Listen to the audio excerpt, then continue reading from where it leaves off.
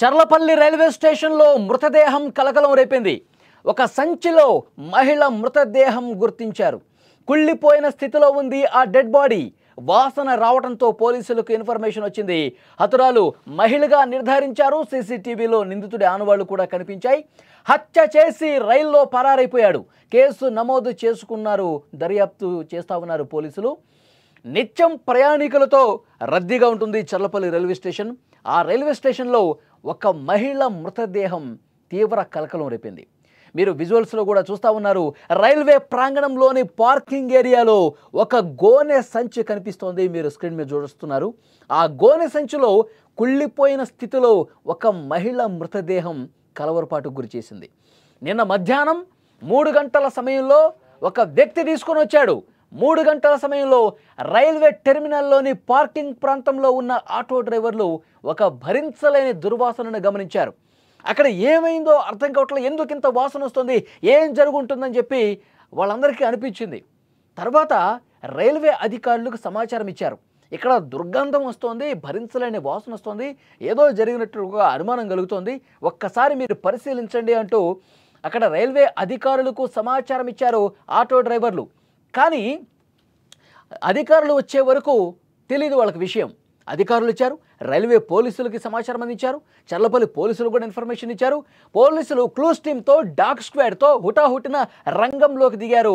అక్కడ ఘటనా స్థలానికి వచ్చి పరిశీలించారు. డాగ్ స్క్వాడ్ సహాయంతో ఆ ప్రాంతం మొత్తం కూడా జల్లెడ పట్టారు, తనిఖీలు చేశారు. తర్వాత ఆ గోనె సంచి కనిపించింది వాళ్ళ కంటికి. మీరు స్క్రీన్ మీద చూస్తున్నటువంటి గోనె సంచే పోలీసులు, డాగ్ స్క్వాడ్, రెస్క్యూ టీమ్ అందరూ చూశారు. తెరిచి చూశారు ఆ గోనె సంచిని. లోపల కుళ్ళిపోయిన స్థితిలో ఒక మహిళ మృతదేహం కనిపించింది. పోలీసులు వెంటనే ఆ మృతదేహాన్ని తీసుకొని కేసు నమోదు చేసుకున్నారు. ఆ తర్వాత పోస్ట్మార్టం నిమిత్తం గాంధీ ఆసుపత్రికి కూడా పంపించినటువంటి పరిస్థితి ఉంది. ఎంత దారుణం చూడండి. ఒక మహిళని చంపేసి గోనె సంచిలో కట్టేసి అక్కడ చర్లపల్లి రైల్వే స్టేషన్ పార్కింగ్ ప్రాంగణంలో వదిలేసి వెళ్ళిపోయారు. ఎంత దుర్మార్గం చూడండి. పోలీసుల తర్వాత మీడియాకి ఇచ్చిన సమాచారం ఏంటంటే చేతులకు కాళ్లకు తాళ్లు కట్టేసి దారుణంగా చంపేశారు. ఆమె ఎర్ర చీర కట్టుకుని ఉంది. ఆమె వయసు 35 నుంచి 40 సంవత్సరాల వరకు ఉంటుంది. ఈ దారుణం చూసి అక్కడ ఉన్నటువంటి స్థానికులు, ఆటో డ్రైవర్లు కావచ్చు, పార్కింగ్ ఏరియాలో ఉండవచ్చు కావచ్చు, అందులో పనిచేసే వాళ్ళు కావచ్చు, అసలు భయపడిపోయారు. ఈ దారుణాన్ని చూసి ఒక మహిళను చంపేసి ఇంత ఈజీగా అక్కడ వదిలేసి పారిపోయారని పోలీసులు దర్యాప్తు చేస్తూ ఉన్నారు. చుట్టుపక్కల ఉన్నటువంటి సీసీ కెమెరాలను పరిశీలిస్తే కొన్ని విషయాలు బయటకు వచ్చాయి. ఆ ఫుటేజ్ను చూసి పోలీసులు కూడా షాక్ అయిపోయారు. ఏం జరిగిందంటే సోమవారం ఉదయాన్నే 11 గంటల సీసీ ఫుటేజ్లో టైంతో సహా ఉంటుంది.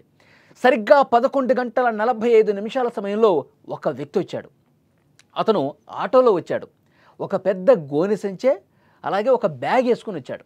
మీరు విజువల్స్లో కూడా చూస్తూ ఉన్నారు ఆ వ్యక్తిని. ఒక గోనె సంచి పట్టుకుని వచ్చాడు, ఆటోలో వచ్చాడు, ఒక బ్యాగ్ తగిలించుకుని వచ్చాడు.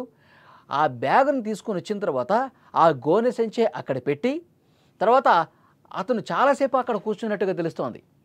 అతను చాలాసేపు ఏమీ ఎరగనట్టుగా అతను కూర్చొని ఉన్నాడు. ఎలాంటి అనుమానం రాకుండా ఆ సంచిని అక్కడే పెట్టి ప్రయాణికులు రద్దీ ఉంటుంది కదా, అక్కడే చాలాసేపు ఏదో ట్రైన్ కోసమో లేకపోతే ఇంకెవరో కోసమో వెయిట్ చేస్తున్నట్టుగా నటించాడు. 2 గంటల పాటు అక్కడే కూర్చున్నాడు అంటే అర్థమవుతుంది అతను ప్లాన్. సరిగ్గా మధ్యాహ్నం 1:45 నిమిషాల సమయంలో ఆ వ్యక్తి ఆ గోనె సంచిని అక్కడే వదిలేసి 2 గంటల పాటు అక్కడే కూర్చున్నటువంటి ఒక వ్యక్తి అది లగేజ్గా అక్కడ ఉన్న వాళ్ళందరినీ భ్రమింపజేసి అక్కడే వెయిట్ చేసి 2 గంటల తర్వాత మెల్లగా ఎవరు చూడలేదు అనుకున్న సమయంలో తన బ్యాగుతో ముందుకు వెళ్ళిపోవటాన్ని చూశారు. ఆ అనుమానితుడిని మీరు స్క్రీన్ మీద కూడా చూస్తూ ఉన్నారు. 2 గంటల పాటు ఆ గోనె సంచి పక్కనే కూర్చున్నాడు. ఎవరూ లేరు అనుకుని నిర్ధారించుకున్న తర్వాత, ఎవరు నన్ను గమనించట్లేదని చూసుకున్న తర్వాత మెల్లగా అక్కడి నుంచి ఉడాయిస్తున్నాడు.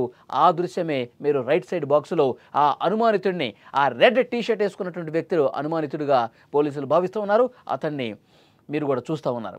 ప్లాట్ఫామ్ 4 వద్ద దుస్తులు మార్చుకున్నాడు. అప్పటి వరకు వేరే డ్రెస్సులో ఉన్నాడు. తర్వాత ప్లాట్ఫామ్ నెంబర్ 4కి వెళ్ళి తన దుస్తులు మార్చేసుకుని ట్రైన్ ఎక్కి పారిపోయాడు.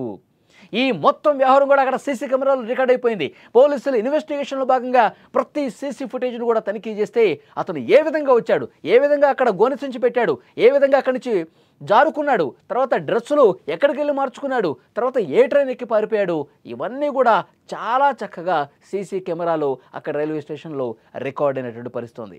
అంటే దీన్ని బట్టి అర్థమవుతుంది ఇది చాలా పక్కా ప్రణాళికతో చేసినటువంటి ఒక హత్య అని చెప్పి స్పష్టమవుతోంది. హత్యకు గల కారణాలు ఇంకా వెలికి తీస్తూ ఉన్నారు. దర్యాప్తు వేగంగా జరుగుతోంది. అతను ఎక్కడికి పారిపోయాడు, అక్కడికి కొన్ని పోలీసు బృందాలు కూడా వెళ్ళినట్టుగా సమాచారం వస్తోంది. అసలు ఆ మహిళ ఎవరు, ఈ దుండగుడు ఎవరు, ఎందుకు చంపాడు, దీనికి కారణం ఏంటి అన్నీ కూడా పోలీసుల ఇన్వెస్టిగేషన్లో బయటపడే అవకాశం ఉంది. పోలీసులు ప్రస్తుతం సీసీ ఫుటేజ్ ఆధారంగా ఇంకా గాలింపు చేస్తూ ఉన్నారు. అతను ఎక్కడ దిగాడు, ఏ స్టేషన్లో దిగాడు, ఎటు వెళ్ళాడు అన్నీ కూడా సీసీ కెమెరాల్లో రికార్డ్ అయినటువంటి దృశ్యాల ఆధారంగా ప్రస్తుతం ఇన్వెస్టిగేషన్ జరుగుతుంది. ఈ దారుణం చూసి సమాజంలో రోజుకొక కొత్త క్రైమ్ వెలుగులోకి వస్తుంది. ప్రతిరోజు కూడా మహిళల్ని చంపుతున్నటువంటి దృశ్యాలే కనిపిస్తూ ఉన్నాయి. చాలా దుర్మార్గమైనటువంటి దారుణాలు జరుగుతూ ఉన్నాయి సమాజంలో. ప్రతి ఒక్కరూ కూడా దీన్ని చూసి భయపడే పరిస్థితి ఉంది.